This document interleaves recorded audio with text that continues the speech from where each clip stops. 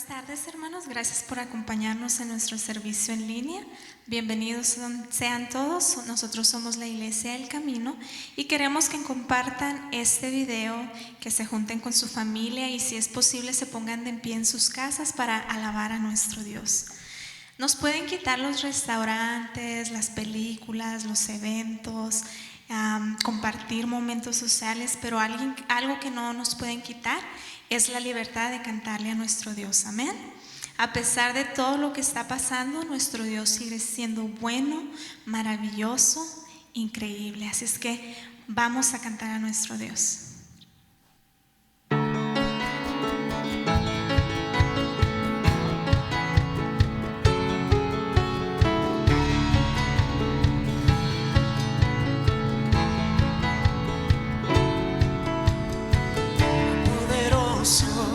Invencible, admirable, grande, fuerte, Dios, Rey de Reyes, asombroso, incomparable, eres increíble, todopoderoso, grande, eres increíble, venciste las tinieblas, Cristo exaltado está.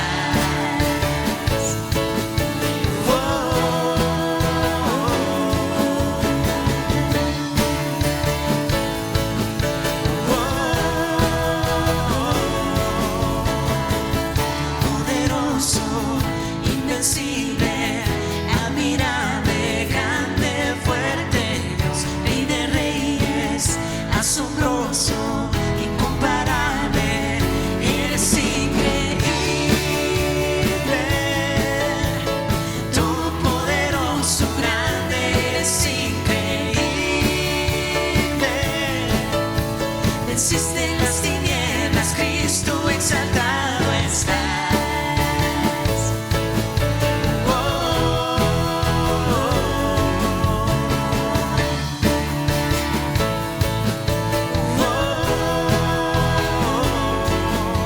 Increíble, invencible, mi Dios, solo tú eres increíble, invencible.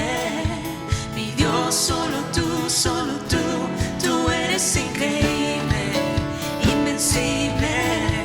Mi Dios, solo tú eres increíble, invencible. Mi Dios, solo tú eres increíble, todopoderoso, grande, eres increíble. Venciste las tinieblas, Cristo, eres increíble, todopoderoso, grande, eres increíble. Venciste las tinieblas, Cristo, exaltado estás.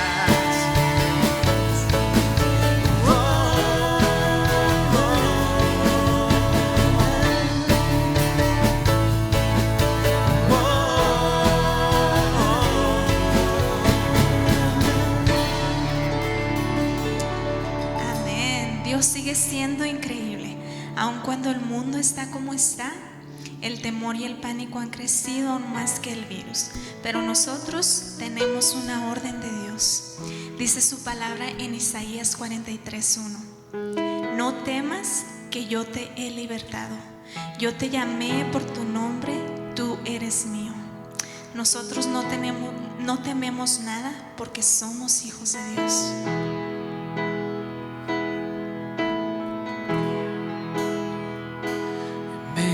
Envuelves hoy con una canción, melodía de tu amor. Cantas libertad en mi adversidad, hasta que huya el temor. Ya no soy un esclavo del temor, yo soy hijo Ya no soy un esclavo del temor. Yo soy hijo de Dios.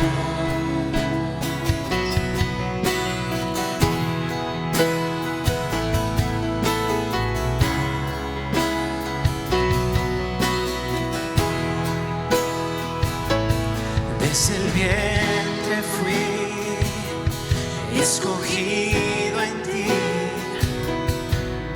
me llamó el amor. De nuevo nací, recibido en ti, tu sangre en mí fluyó. Ya no soy un esclavo del temor. Yo soy hijo de Dios. Ya no soy un esclavo del temor. Yo soy hijo de Dios.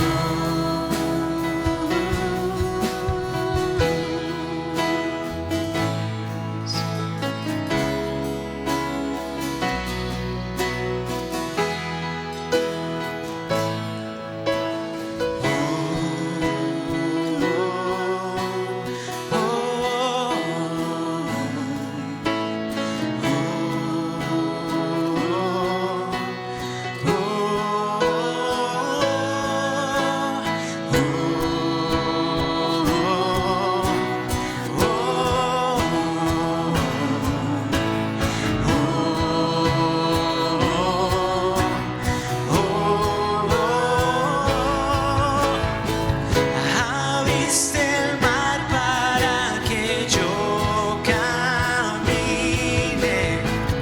Tu amor ahogó todo el temor.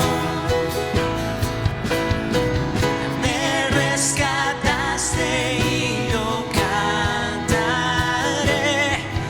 Yo soy hijo de Dios. Abriste el mar para que yo camine. Tu amor ahogó todo el temor. Me rescataste y yo cantaré. Yo soy hijo de Dios. Yo soy hijo de Dios. Yo soy hijo de Dios.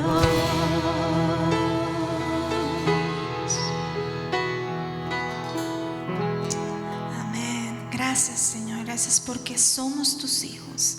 Y gracias porque no somos esclavos, mi Señor, del temor. Somos tus hijos y confiamos en ti, mi Señor. Y sabemos que tú tienes el control, Padre, el control de este mundo, el control de tu iglesia, el control de nuestras vidas, mi Señor. Y por eso te alabamos y te damos toda gloria y todo honor, mi Señor. Gracias, Padre. Rey de mi corazón, agua que sacia mi sed, montaña que subiré por mi canción.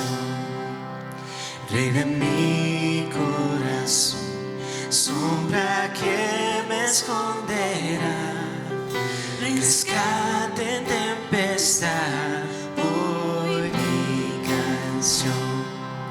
Bueno es Dios, bueno es Dios, bueno es Dios, bueno es Dios.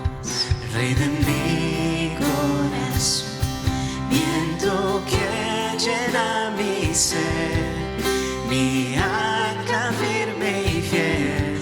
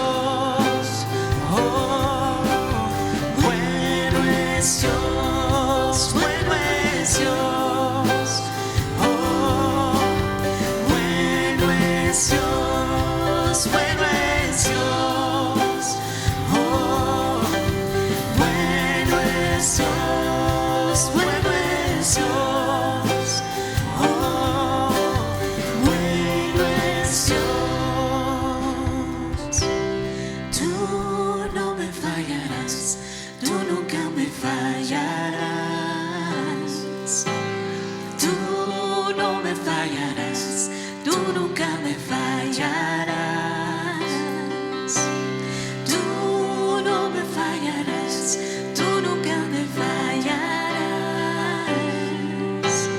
Tú no me fallarás, tú nunca me fallarás. Tú no me fallarás, tú nunca me fallarás. Tú no me fallarás, tú nunca me fallarás.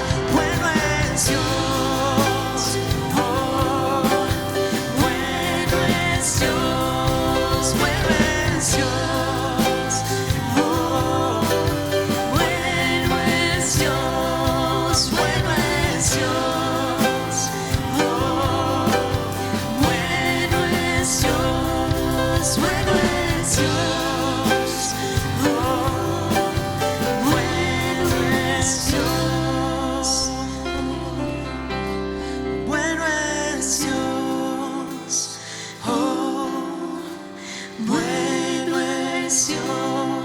bueno es Dios, oh, bueno es Dios, bueno es Dios, oh, bueno es Dios, bueno es Dios, oh, bueno es Dios, bueno es Dios, oh, bueno es Dios, bueno es Dios, oh, bueno es Dios.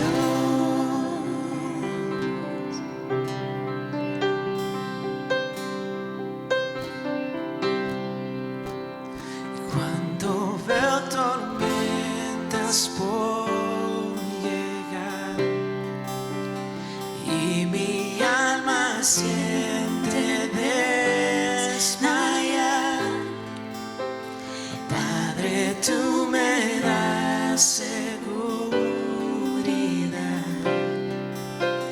descansaré, eres mi paz.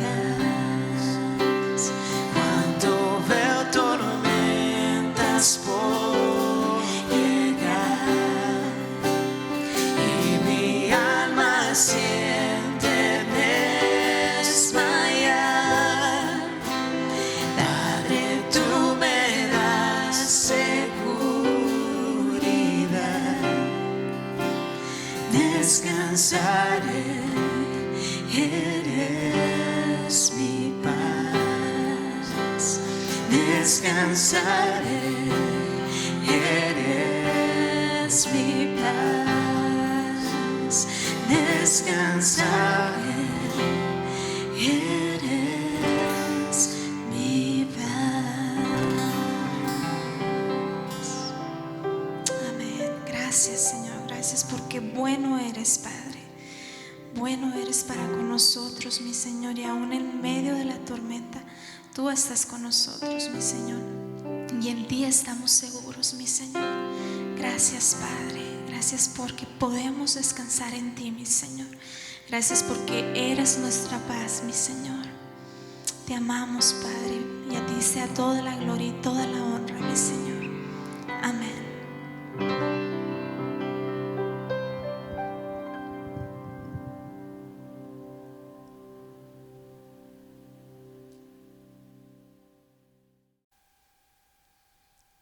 Buenas tardes, hermanos. Gracias por estar con nosotros y acompañarnos por medio de Facebook. Estaba pensando que es tan bueno saber que aunque el mundo ahorita está completamente desordenado, Dios sigue teniendo el control de todo. No ha perdido el control. Él es soberano, tiene toda autoridad y todavía está al mando. Y ahorita hemos estado viendo esta serie de Jonás, y en realidad la historia de Jonás se trata de eso, de la soberanía de Dios, de que Dios es el que manda. Él tiene completa autoridad. Miren a Jonás, miren la historia de Jonás y lo que él pasó. Él desobedeció a Dios en cada paso. Él quería hacer su propia voluntad, pero al final de la historia, ¿qué es lo que terminó haciendo Jonás? La voluntad de Dios. Jonás fue rebelde, desobedeció y Dios tenía que casi llevarlo arrastrado a hacer lo que él quería. Jonás en cada paso estaba pataleando y gritando y quejándose, pero al final del cuento Jonás cumple no su voluntad, sino que la voluntad de Dios. Dios es soberano, Dios está en control. Y alguien dijo que es bien fácil explicar la soberanía o entender la soberanía de Dios, porque la soberanía de Dios es como la lucha libre. La lucha libre. No sé si a ustedes les gusta la lucha libre. A mí me gustaba la lucha libre en inglés. Me gustaba el WWE. Me gustaba ver a SmackDown, The Rock, Stone Cold, The Undertaker. Y les voy a explicar por qué esto sirve para entender la soberanía de Dios. A mí me gustaba la lucha. Muchos se burlaban de eso porque dicen que la lucha libre es falsa, es mentira. En realidad no es que sea mentira. Lo que pasa es que la lucha libre es predeterminada. Quiere decir de que antes que empiecen la lucha o la pelea ya han escogido el ganador. Ya se sabe el resultado, es predeterminado. Pero aunque sea predeterminado la lucha o la pelea, no quiere decir que los golpes y los moretones y los brincos y las heridas y todo eso no sea real. Los golpes, la lucha, la pelea sigue siendo real. Igual con nosotros, nuestro final ha sido determinado por Dios. En Romanos 8:29 dice: a los que de antemano Dios había conocido, los destinó desde un principio a ser como su Hijo. Nuestro final ya ha sido determinado.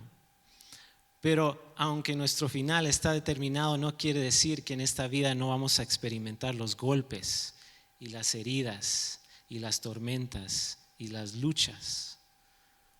Puede ser que nuestro final está determinado, que los resultados ya están hechos, declarados, pero aún así vamos a sentir los golpes de la vida, las tormentas. Eso es lo que aprendió Jonás en su vida, que por más que huía de la voluntad de Dios no podía, porque aquí se hace lo que Dios quiere, no lo que Jonás quiere. Dios es soberano. Y Jonás aprendió por las malas que nadie se escapa de Dios.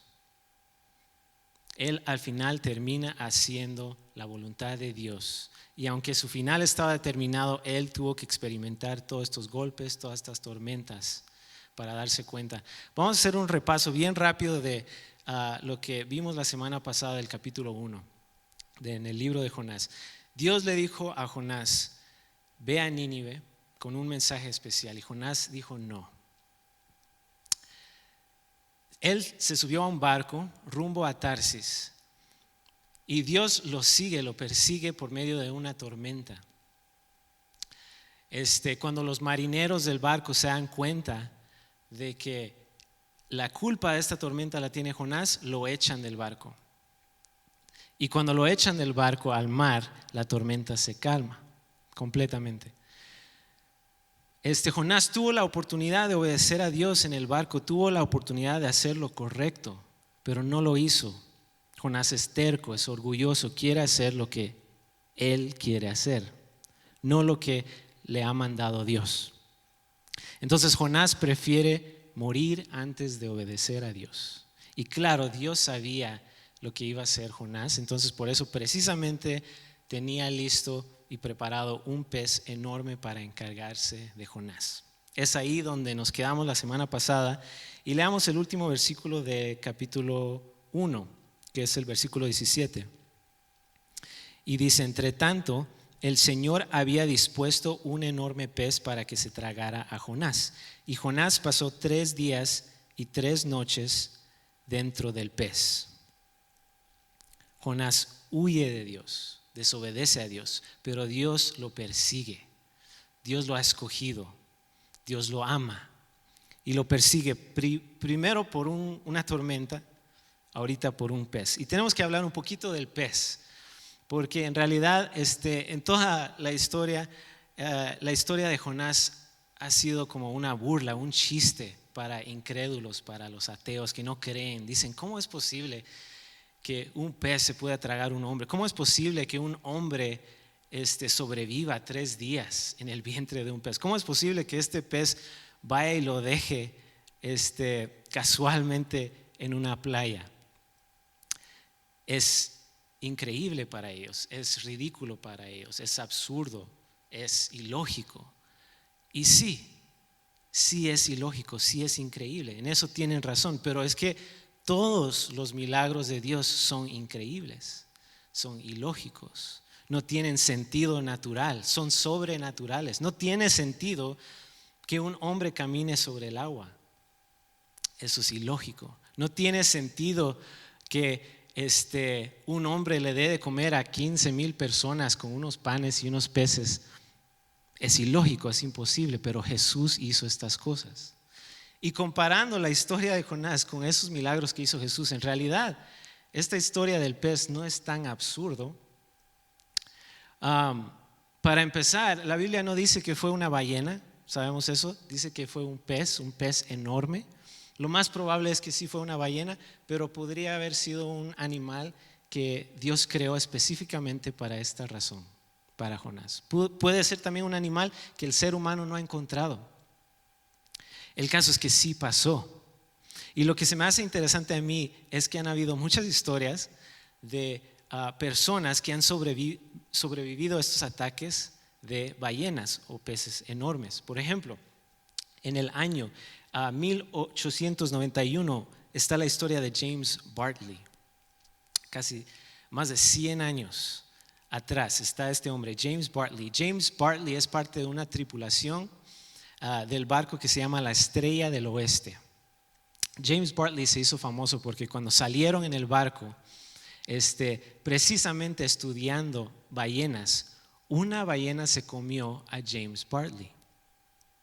Sus compañeros, los marineros, mataron a la ballena. Obviamente ellos pensaban que James había muerto, pero cuando trajeron la ballena a la tierra y la empezaron a estudiar, se dieron cuenta 2 días después de que James estaba adentro del estómago de la ballena. Estaba inconsciente, pero todavía estaba vivo. Cuando despertó, su historia se hizo bien famosa, la publicaron en muchas revistas, y James describe su experiencia dentro de esta ballena. Y aunque dice que el calor era insoportable adentro de la ballena, dice que él podía respirar bien. No solo eso, pero nos cuenta la historia de James que todo su cuerpo, toda su cara, su cuello, sus manos, toda su piel fue como blanqueada porque estaba expuesto a estos jugos gástricos de la ballena. Increíble historia. Y nos da una idea, nos podemos imaginar un poquito más qué es lo que le pasó a Jonás dentro del pez. Pero lo que tenemos que tener bien seguro es de que esto es una historia verídica, sí pasó. No es una fantasía, no es una película, no es imaginación, es algo real. Jonás estuvo dentro de un pez por 3 días y 3 noches. ¿Qué hizo Jonás dentro de este pez? Eso se trata capítulo 2. Capítulo 2 es la oración de Jonás dentro del pez. Mientras está dentro del pez, Jonás está orando. Eso es lo que nos dice capítulo 2, versículo 1. Entonces Jonás oró al Señor, su Dios, desde dentro del pez. Increíble, ¿no? Increíble que esa es la primera vez que vemos a Jonás orando. En todo el capítulo 1 no habló con su padre hasta que estaba dentro del pez. Esta es la oración de Jonás. Y Jonás en su oración nos describe su experiencia desde que lo echaron al mar, desde que lo echan del barco. Jonás nos describe esa experiencia, lo que él sintió en medio de esta oración. Entonces vamos a ver qué es lo que sintió, qué es lo que pasó Jonás y cuál es su oración. Leamos el versículo 2 y el versículo 3. Jonás oró al Señor su Dios desde dentro del pez, diciendo: en mi angustia clamé a ti, Señor, y tú me respondiste. Desde las profundidades de la muerte clamé a ti, y tú me oíste. Me arrojaste a lo más hondo del mar y las corrientes me envolvieron. Las grandes olas que tú mandas pasaban sobre mí. Jonás dice, me arrojaste a lo más hondo del mar. ¿Quién echó a Jonás del barco? ¿Quién lo arrojó al mar? ¿No que fueron los marineros? Sí fueron los marineros, pero Jonás, a él se le hace, él siente como que fue Dios mismo quien lo echó del barco. Vea, Dios está aquí muy activo en esta historia, en la vida de Jonás. Dios primero manda una tormenta para perseguir a Jonás. Luego Dios controla las suertes, los dados para apuntar y exponer el pecado de Jonás. Y ahora Dios lo echa al mar. Dios está controlando. Dios hace esto por medio de los marineros. Nos damos cuenta de la soberanía de Dios. Dios controla todo. Eso es lo que se da cuenta Jonás hasta ahorita, que Dios está en todo. Él no se puede escapar. Las corrientes me envolvieron, las grandes olas que tú mandas pasaban sobre mí. Esa es su experiencia de Jonás, cayendo del barco al mar, siendo llevado, tirado por las olas tan fuertes del mar y la tormenta.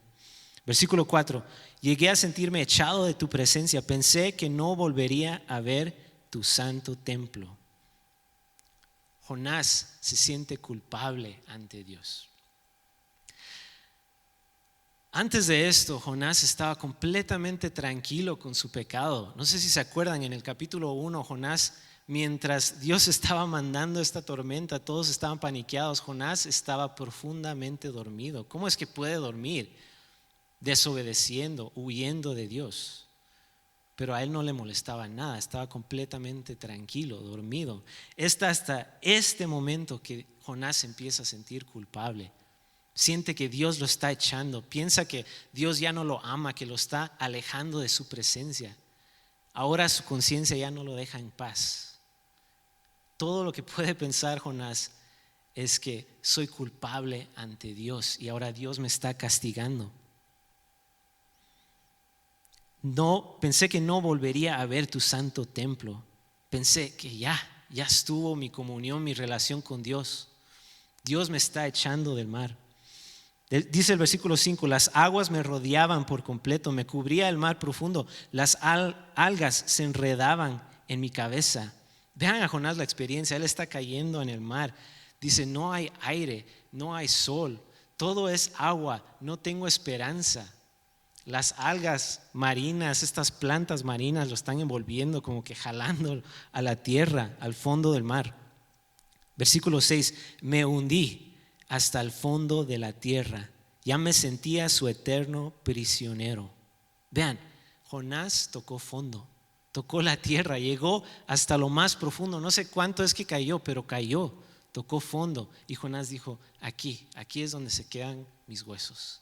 Aquí es donde me muero, aquí se acaba la historia de Jonás. Todo por culpa de mi desobediencia. Él se siente culpable. Yo mismo me metí en esta situación. Ya no hay esperanza, aquí me voy a morir. Pero, dice el versículo 6, pero tú, Señor mi Dios, me salvaste de la muerte. Tú me salvaste. Miren el amor que Dios tiene para Jonás, que aún en esta situación que él mismo se metió, Dios viene y lo rescata. ¿Y qué usa Dios para salvar a Jonás? Un pez. Lo que salva a Jonás de ser ahogado en el fondo del mar es un pez. Muchos pensábamos que el pez es como el antagonista, el malo de esta historia. No, el pez no es el enemigo. El pez es el rescate de Jonás. El pez salva a Jonás. Si no hubiera sido por este pez recogiendo a Jonás, así como un barco, un submarino, Jonás hubiera muerto. Jonás está agradecido por este pez. El pez lo traga y lo protege por 3 días, por 3 noches. Entra al vientre del pez y Jonás al fin puede respirar. Jonás está agradecido. Qué increíble el amor de nuestro Dios. Aun cuando fallamos, aun cuando desobedecemos, Dios viene como nuestro Salvador al rescate.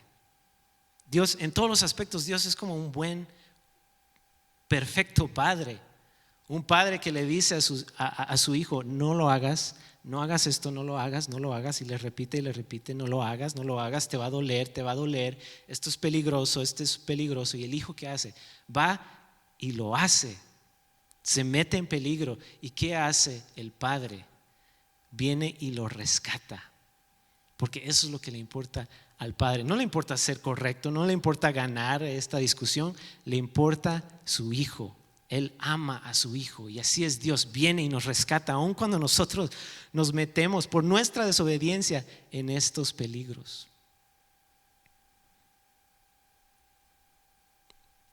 Qué sabiduría de Dios,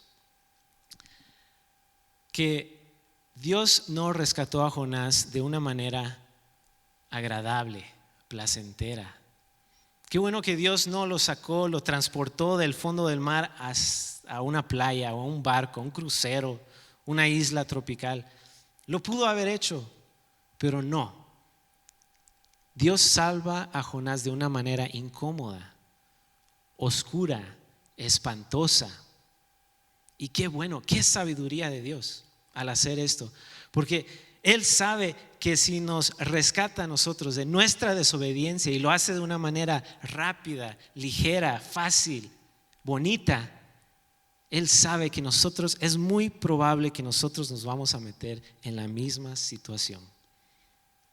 Somos duros para entender esas lecciones, nos cuesta, somos tercos, no aprendemos. Dios le dijo a Jonás, te voy a salvar, pero es necesario que te meta en un lugar incómodo, oscuro, aislado, espantoso. Es necesario así para que se te quede grabado en la cabeza, para que recuerdes lo que duele desobedecer a Dios, para que se te quede grabado este dolor y no lo vuelvas a hacer. En todos los aspectos, Dios es un Padre perfecto que nos ama. Sigamos leyendo en el versículo 7. Al sentir que la vida se me iba, me acordé de ti, Señor. Mi oración llegó a ti en tu santo templo. Dice, al sentir que la vida se me iba, me acordé de ti. Qué lástima, pero qué realidad, es la realidad. No nos acordamos de Dios. ¿Hasta cuándo? Hasta que la vida se nos está yendo. Hasta que estamos en la pura desesperación, en la pura oscuridad. Así es Jonás. Pero aún así, dice, mi oración llegó a ti en tu santo templo. Qué amor, qué paciencia de Dios, que sabe cómo somos y aún así nos escucha. Sabe que no respondemos a veces hasta que tocamos fondo, hasta que estamos en la oscuridad. Dios sabe que la mejor adoración proviene de los lugares más oscuros. Qué sabiduría, qué paciencia, qué amor de nuestro Dios. Dice el versículo 8, los que siguen a los ídolos dejan de serte leales. Los que siguen a los ídolos. ¿Qué está hablando Jonás aquí? ¿Cuáles ídolos? ¿A qué se refiere? Habían muchos ídolos en Nínive, Asiria, pero Jonás no está hablando de esos ídolos. Jonás está hablando de su propio ídolo. ¿Cuál es el ídolo de Jonás? Es él. Él es su propio ídolo. ¿Por qué sabemos eso? Porque toda la historia se trata de lo que él quiere hacer. Él desobedece a Dios en cada paso. Lo que a él le importa es su propia voluntad, no la de Dios. Él quiere vivir por su cuenta, hacer lo que a él se le da la gana, y eso en el servicio de Dios es intolerable. Porque sirviendo a Dios, estamos diciendo a Dios, tú eres el dueño, tú estás en control, tú tienes toda la autoridad, tú mandas y yo no. Él era su propio dueño, era su propio ídolo y dejó a Dios en segundo lugar. Pero el versículo 9 dice, pero yo con voz de gratitud te ofreceré sacrificios, cumpliré las promesas que te hice. Jonás dice, así era yo. Yo seguía mi propio ídolo, que era mi propia voluntad, pero desde hoy en adelante te voy a ser fiel, voy a cumplir mis promesas. Mi vida la rindo a tus pies. Ahora yo hago lo que tú dices, tú mandas. Mis promesas las voy a cumplir. Ya no vivo para mí, vivo para ti, Dios. Increíble. Este es un hombre cambiado. Y miren, Él está agradecido, dice, con voz de gratitud. Jonás está agradecido, está en la peor situación que uno puede estar, atrapado en el vientre de un pez. Sin embargo, él está agradecido. ¿Cómo es que puede estar agradecido en una situación tan fea, tan incómoda, tan espantosa? Me recuerda a Pablo y Silas, que ellos estando en una situación terrible en la cárcel, siendo torturados, dolor, desesperación, ellos estaban cantando himnos de agradecimiento. ¿Cómo es posible? ¿Cómo puedes estar agradecido en un momento así? Nos dice Pablo en Filipenses 4:6: por nada estéis afanosos, sino sean conocidas vuestras peticiones delante de Dios en toda oración y ruego con acción de gracias. Pablo nos da el secreto ahí. Dice, mire, cuando se encuentran en estas situaciones de estrés, de desesperación, de dolor, no se afanen, no se estresen, no se preocupen. Esta es la clave. Más bien hagan esto: oren y den gracias a Dios, sean agradecidos. Porque por más que estemos pasando por cosas malas, siempre la lista de las cosas buenas en nuestra vida va a ser muchísimo más larga. Aún en nuestra incomodidad, aún cuando estamos pasando por cosas malas, Dios siempre encuentra la manera de bendecirnos. Siempre la lista de cosas buenas es más larga. Es importante agradecerle a Dios siempre, en cualquier situación, porque el mundo puede cambiar, la situación puede cambiar, pero Dios sigue igual. Dios es bueno y eso nunca cambia. Y eso es importante reconocerlo, especialmente en estos días en que todo en el mundo parece mal: el virus, la economía, los trabajos. Pero ¿saben qué? Dios sigue fiel, Dios sigue bueno. Su gracia, su misericordia, su amor siempre están con nosotros. Y por esas cosas hay que agradecerle. Siempre hay que agradecer a Dios en cualquier situación. Y termina diciendo Pablo en Filipenses: y la paz de Dios, que sobrepasa todo entendimiento, guardará vuestros corazones y vuestros pensamientos en Cristo Jesús. Si hacen eso, dice Pablo, si dan gracias, en vez de estresarse, en vez de preocuparse, la paz de Dios, que sobrepasa todo entendimiento, o sea, que nadie puede entender, porque ¿quién puede tener paz en una situación mala? ¿Saben quién? Los hijos de Dios pueden tener paz en una situación mala, terrible, como la que estamos viviendo ahora. Porque a pesar de que estamos incómodos, damos gracias a Dios.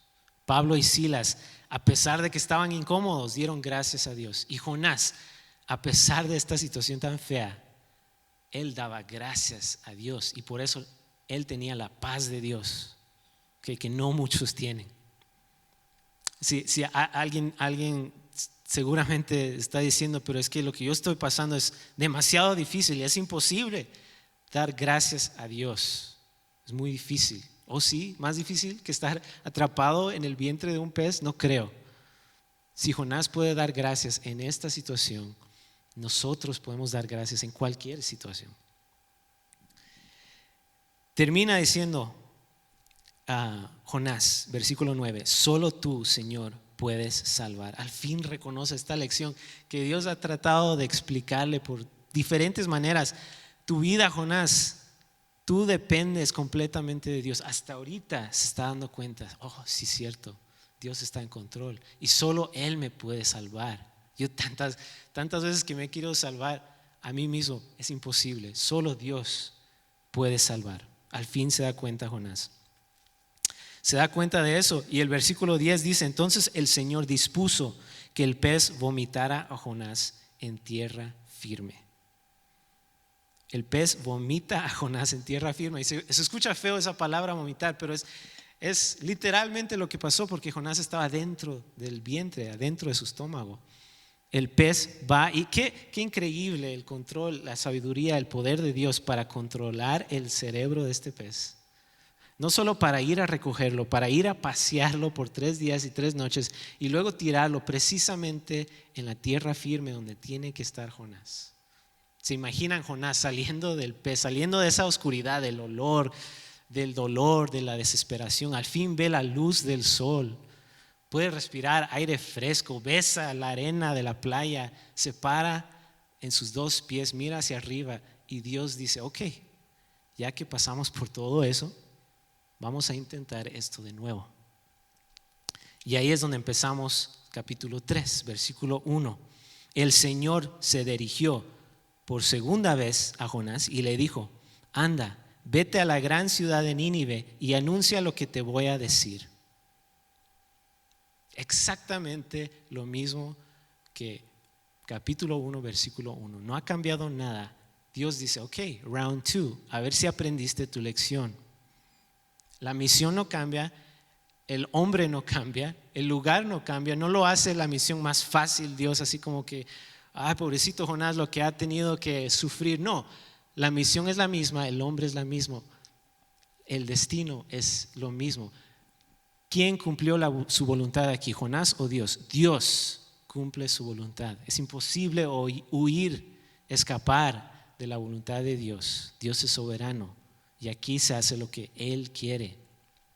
Claro, Dios pudo haber escogido a otra persona, es fácil, pero ese no es nuestro Dios. Dios no es así, Dios no se da por vencido y si escogió a alguien para hacerlo, lo va a hacer por las buenas o por las malas. Dios es soberano. ¿Qué hizo Jonás en esta ocasión? Versículo 3, Jonás se puso en marcha y fue a Nínive, como el Señor se lo había ordenado. Ándele, Jonás obedece a Dios. Esta vez Jonás aprendió su lección. Hace exactamente lo que Dios le ordena, sin quejarse, sin esperar, sin cuestionar. Él se va marchando a Nínive. Imagínense que él va caminando hacia Nínive y alguien lo para y le dice, oye Jonás, ¿si no te da miedo? ¿No se te hace peligroso ir a Nínive? Estoy seguro que Jonás hubiera dicho, ¿peligroso ir a Nínive? No, para nada. Para mí lo que se me hace peligroso a mí es no ir a Nínive. Lo peligroso para mí es no obedecer a Dios, no cumplir mis órdenes. Que si me da miedo ir a Nínive, no, para nada. Lo que me da miedo es no ir a Nínive. Jonás ya aprendió su lección.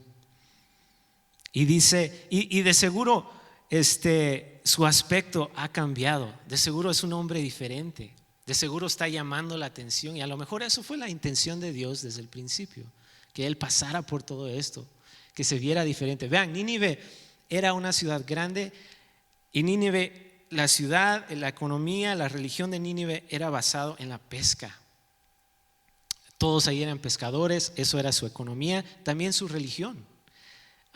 El ídolo o el dios más popular para ellos era Dagón, y Dagón era mitad hombre, mitad pez. Se imaginan, solo nos podemos imaginar el impacto que hubiera tenido para las personas de Nínive ver a una ballena, a un gran pez vomitando a Jonás y a este hombre. ¿Se imaginan el impacto que hubiera tenido el testimonio de este hombre? A lo mejor eso fue la intención y el plan de Dios todo este tiempo. Nos dice el versículo 3, Nínive era una ciudad tan grande que para recorrerla toda había que caminar 3 días. Es grande la misión, es grande la ciudad, pero Jonás esta vez lo hace sin quejas, sin cuestionar nada. Versículo 4 dice, Jonás entró en la ciudad y caminó todo un día diciendo a grandes voces, dentro de 40 días Nínive será destruida. Hace exactamente lo que Dios quiere. Da este mensaje de destrucción, este mensaje que se nos hace drástico, se nos hace no tan bonito, se nos hace duro, pero ¿saben qué? Eso es la verdad. Eso es parte del evangelio. Este mensaje es necesario. Sigue siendo necesario hoy en día. Yo sé que ahorita el mensaje cambia. Nos gusta escuchar mucho que Dios nos va a prosperar, Dios nos va a bendecir, Dios va a cumplir nuestros sueños. No es cierto. Dios no está aquí para cumplir nuestros sueños. Nosotros estamos aquí para cumplir sus sueños. Esto es el evangelio. Jonás, aunque el mensaje es duro, esto es la verdad. Esto es lo que necesitan escuchar Nínive y todo el mundo. Que nuestro pecado, nuestra desobediencia, hace enojar a Dios. Dios castiga el pecado y la desobediencia. Jonás le dice a todo este pueblo: ustedes, es necesario que ustedes sepan que son malos, que reconozcan su pecado. Dios está enojado con ustedes y por su pecado los va a destruir. Y con la ira de Dios no se juega. Yo pasé por la ira de Dios, yo pasé por su castigo, por eso sé que esto es cosa seria. No se juega con Dios, no se juega con la ira, no se juega con el arrepentimiento. Esto fue el mensaje de Jonás para Nínive. Se nos hace duro, pero alguien dijo que la verdad dura ablanda los corazones, mientras que la verdad sencilla o la verdad suave endurece los corazones. Entonces, después de esta verdad tan dura, ¿cómo creen que van a reaccionar los corazones de Nínive? Dice el versículo 5: los habitantes de la ciudad, grandes y pequeños, creyeron en Dios, proclamaron ayuno, se pusieron ropas ásperas en señal de dolor. ¿Cómo respondieron los ciudadanos de Nínive después de escuchar este mensaje tan duro? Todos creyeron, desde pequeños, adultos, ancianos, todo mundo cree el mensaje y cree en Dios. Increíble. ¿Cuántos son todos? ¿Cuántos? Bueno, eso vamos a ver la semana que viene, pero muchos dicen que era más que 600,000 personas. ¿Se imaginan? 600,000 personas. Este es el avivamiento más grande en toda la historia, por lo menos registrada en toda la historia. Esto es mucho más grande que el día de Pentecostés. 600,000 personas, todas creyeron, todas se arrepintieron. Dice que todos proclamaron ayuno, se pusieron ropas ásperas en señal de dolor. Se cubrieron con estas ropas que eran ropas, unas telas gruesas, que al ponerlas irritaban la piel, molestaban la piel. Y lo hacían ellos en señal de su dolor, de su tristeza, de su llanto, de su arrepentimiento. Ellos estaban tristes. ¿Por qué estaban tristes? Porque se dieron cuenta, así como Jonás, que habían ofendido al Dios Santo, a su Creador. Lo habían ofendido con su pecado, con su violencia, con su desobediencia, y ellos estaban tristes por eso. Se pusieron estas ropas ásperas. No es todo, dice el versículo 6: cuando la noticia llegó al rey de Nínive, también él se levantó de su trono, se quitó sus vestiduras reales, se puso ropas ásperas y se sentó en el suelo. Miren la humildad, el gran ejemplo de este rey de Nínive, un pagano que cuando escuchó el mensaje de arrepentimiento, de la ira de Dios, él se quita de su trono, se quita sus ropas reales de rey, todo su oro, sus joyas, se pone lo mismo que tiene todo mundo, estas ropas, esta tela gruesa, tela fea, y se humilla, se postra, se pone de rodillas, se sienta en el suelo. ¿Okay? Nos demuestra su humildad, su arrepentimiento, su tristeza. Qué ejemplo de un líder. Y luego dice el versículo 7: luego el rey y sus ministros dieron a conocer por toda la ciudad el siguiente decreto: que nadie tome ningún alimento, que tampoco se debe comer ni de beber al ganado y a los rebaños. El rey dice: ok, nadie va a comer, todos vamos a ayunar, vamos a dedicar este tiempo para orar a Dios. Nadie come, ni siquiera los animales. Los animales también los mete en este arrepentimiento de toda la nación.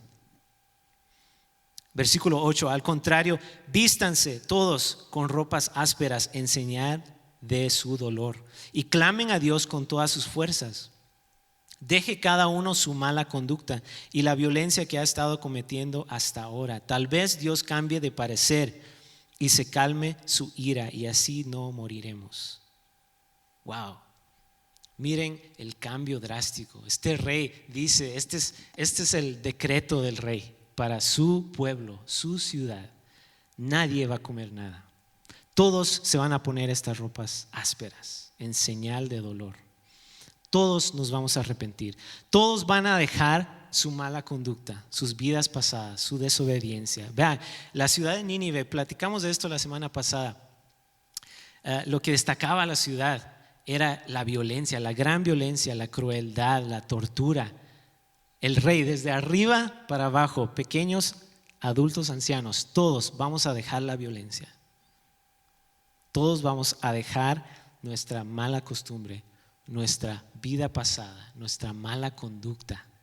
Y este tiempo lo vamos a dedicar para Dios. Vean, esto es arrepentimiento, no solo sentir tristeza, sino que dejar lo que ofendía a Dios. Dios, si esto te ofende, yo lo voy a dejar. Me importas más tú y nuestra relación que eso que hacía. Eso es el rey. ¿Qué creen que va a hacer Dios con el pueblo de Nínive? ¿Qué hace Dios? ¿Los va a perdonar? Acuérdense que una vez Dios dijo: por 10 hombres justos que encuentro en la ciudad de Sodoma, yo no voy a destruir esa ciudad. Por 10 hombres justos. ¿Qué tal esta ciudad que tiene más de 600,000 personas? Niños, adultos, ancianos, todos arrepentidos, todos clamando a Dios. ¿Qué va a hacer Dios? No es una sorpresa. Dice el versículo 10: Dios vio lo que hacía la gente de Nínive y cómo dejaba su mala conducta, y decidió no hacerles el daño que les había anunciado. Wow. Qué paciencia, qué amor, qué misericordia la de Dios. A pesar de todo lo malo que eran, y eran malos, Él decide no hacerles el daño que había anunciado. Él los perdona, les da otra oportunidad. Pero es que así es nuestro Dios. Siempre, mientras que hay vida, siempre va a dar oportunidades. Siempre va a mostrar su amor, su bondad, su gracia, su perdón. Dios ama ser bondadoso. A Dios le encanta mostrar misericordia a corazones arrepentidos. Él se glorifica en eso. Claro que los perdona. Sí, dijo en el versículo 1, capítulo 1, los voy a destruir, pero esa sentencia era condicional. Siempre les va a dar oportunidades para que se arrepientan.